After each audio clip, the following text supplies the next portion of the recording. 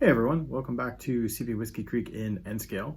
And in this video, I wanted to share with you some gift giving ideas since it's, that time of year again. And this came from a recent conversation I had with my wife where she kind of indicated I'm a little bit of a, I guess, challenge to buy for sometimes. I think she used a little bit more colorful words than that. But the idea was that model railroaders are sometimes hard to buy for, and she's not wrong. So I thought I'd create a little gift giving guide to give you some ideas on some things that if you have like a Secret Santa or even a family member that you need to buy for. So give you some ideas of things to throw in the stocking or things that you can put under the tree. Because yes, buying is hard for us. Because you have to worry about a lot of things like what era does the person model, or even what type of road names that they like. And for the non-railroader, whether it be model railroader or not, may not know some of those things. So, for example, I model modern era Canadian Pacific, obviously. So buying me stuff that relates more to the transition era is not really useful for my layout. Some things I can obviously find an excuse for. Obviously, I'll put anything TH&B on my layout. But for the better part of most things, I have no use for really even like say a box car with a roof rack or the roof walk, because that's just doesn't fit my era. And then same goes like, for example, other people, they may model transition era, and they're not looking for auto racks and the brand new or newish covered hoppers, plastic pellet hoppers from Rapido, and the ore cars that are out and things like that. So depending on the era and your road names and things like that, like I don't need stuff from the US as much because I model Canadian. So yes, sometimes we can be difficult to buy for. So, and we can also be very picky on certain things that we like. So glues, we often have found a type of glue that we like to use. We tend to stick to certain types of paints that we like to use. So unless you have an opportunity to have a little peek in the train room, in the hobby area on the workbench, and sort of see, okay, well, clearly he uses a lot of Tamiya paints, or the Tamiya, certain type of Tamiya type of cement that they like to use.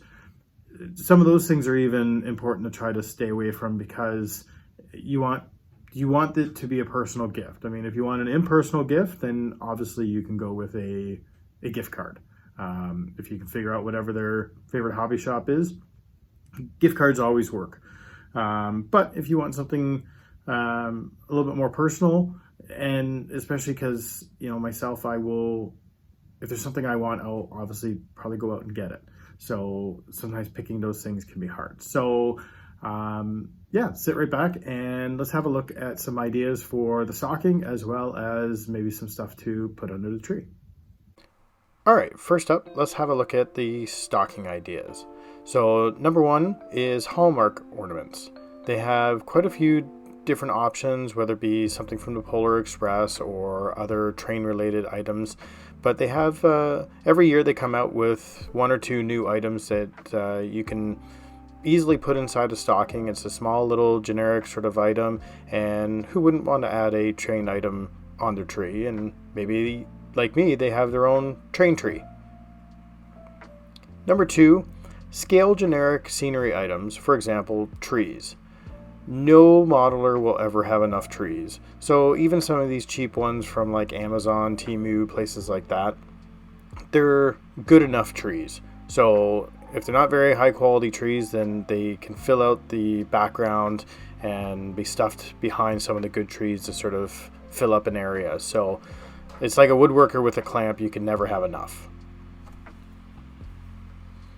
Number three, small tools. Things like Small little detail brushes. Anytime you're doing small painting, you always need these brushes, and they always get mucked up, so a new set of those is always handy. The small little tiny tweezers, you can always have little detailed tweezers, and you always kind of lose those. And the small little sanding sticks, those are always handy to have for cleaning up small parts. Number 4, novelty items. Now you have to be kind of careful of these because some of them can be kind of cheesy, but there are some neat ones out there like this mug, and actually these socks here, I actually have these socks, so I can't complain about those.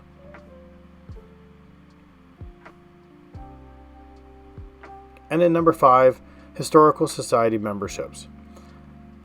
Obviously a shameless plug for one that I'm part of with the Brant Railway Heritage Society, but if you have a look around, there's a whole bunch of really good historical societies, and typically their memberships are $20, $25, maybe $30, so they're not really expensive. So they're a good little gift idea, and it gets them involved in maybe restoration projects or just staying involved in local events like the Niagara one. So next up, we'll have a look at some larger gift items, especially if you know the person a little bit better and you're willing to spend a little bit more money. So for example, if you know what scale they're into, then you could have a look at, for example, downtown buildings. So DPM is one manufacturer that makes buildings that can pretty well fit any era, and especially for a downtown core that you're always going to have little shops and places like that. You can also have a look at even generic scenery items like fencing or any other detail items that if you know the scale, then it's a lot easier to pick those items. Now, if you know what road name they're into, one thing you can have a look at is any type of swag that might be existing. So whether it be calendars or lanyards, mouse pads, anything that is specific to the road name that they're interested in.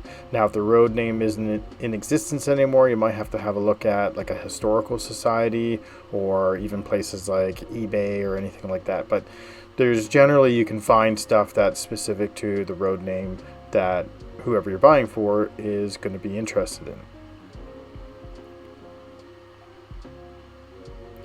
Then there's personalized wall decor. So sometimes you can get something that says like Grandpa's train room or Chris's train room or something along those lines, either on Etsy or Amazon.